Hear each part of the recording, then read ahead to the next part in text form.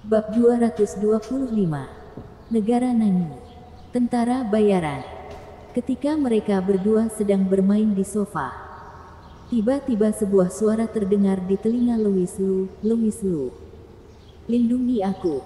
Ini bukan suara Hailie. Lebih tepatnya, kakak keempat Celawang. Kewaspadaan Louis Lu segera meningkat. Dia mengerutkan kening dan berkata, "Kakak Hailey, aku akan keluar sebentar." "Ada apa?" "Tidak apa-apa.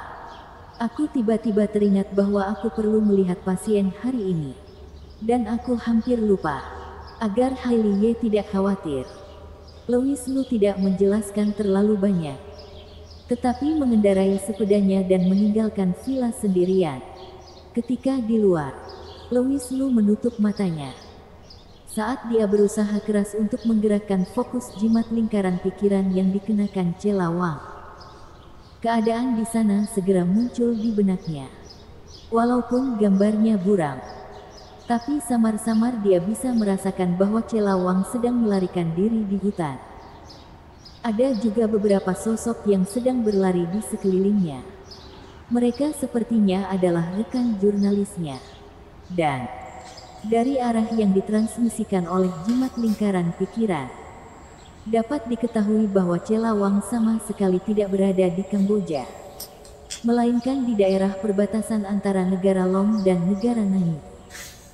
Apa yang dia katakan sebelumnya tentang menyelidiki penculikan Raja Tiki jelas tidak sesederhana itu. Boom! Tiba-tiba, kepala seorang jurnalis meledak dan mati tepat di depan Celawang. Gambarannya berakhir di sini. Mata Louis Lu retak. Kakak keempat. Darah di tubuh Louis Lu langsung mendidih. Dan api amarah membara dengan liar, seolah dapat membakar semua udara di sekitarnya. Kakak keempat. Louis Lu meraung di dalam hatinya. Dia tidak boleh melihat kakak perempuannya terluka. Dan dia segera melaju menuju arah negara Nanyi dengan kecepatan yang sangat ekstrim. Pada saat yang sama, di bagian selatan negara Long, ada 9 jenderal di istana Tianxia. Semuanya berada di atas alang supring. Ketika mereka menerima berita itu, mereka semua memucat karena terkejut. Raja mereka marah, dan dia sedang bergegas ke sini dengan cepat. 9 orang itu segera memutuskan untuk memimpin sekelompok pebela diri untuk mendekati negara Nanyi dan menekannya. Tidak ada yang boleh terjadi kepada wanita raja.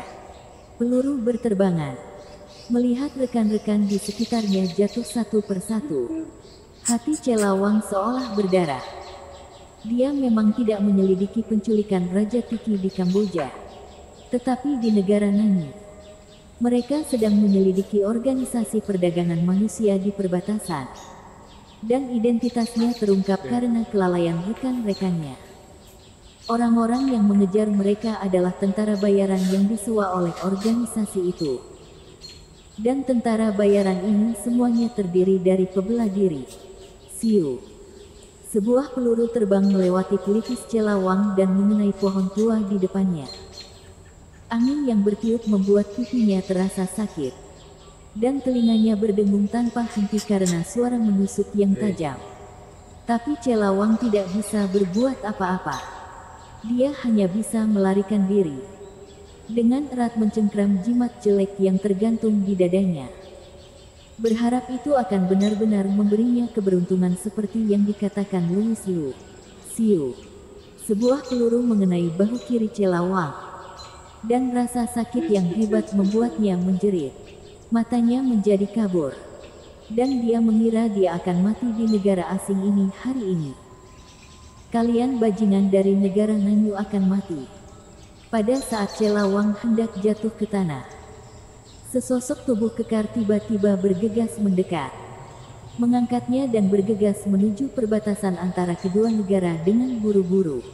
Orang itu adalah Carson Su.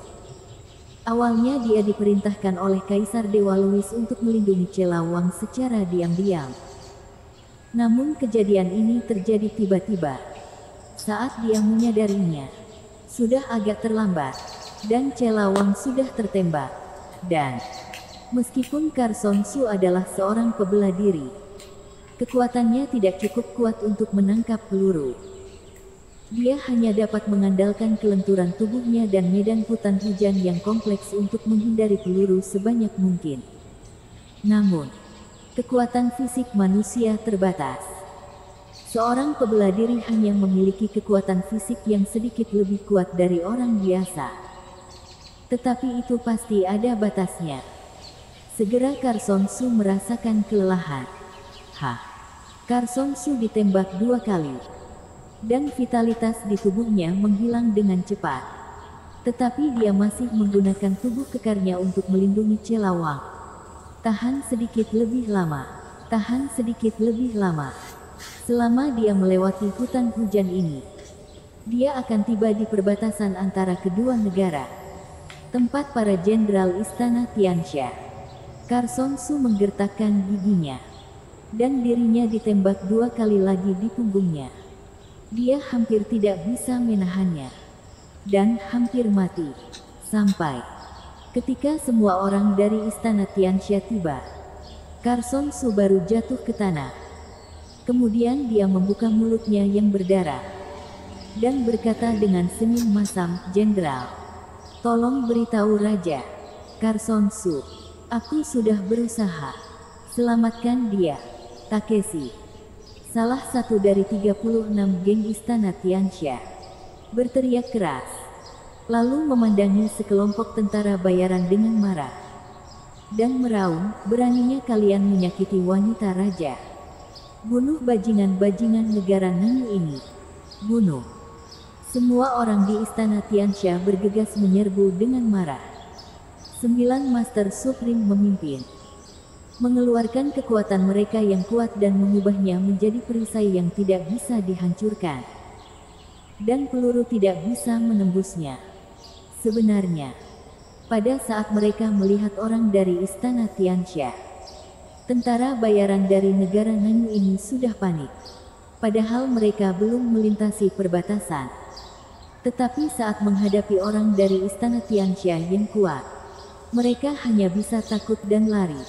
Dulu, Raja Tianxia yang menakutkan memimpin 36 jenderal untuk menyerang mereka sampai ke ibu kota negara Nani dan memaksa mereka untuk menandatangani perjanjian.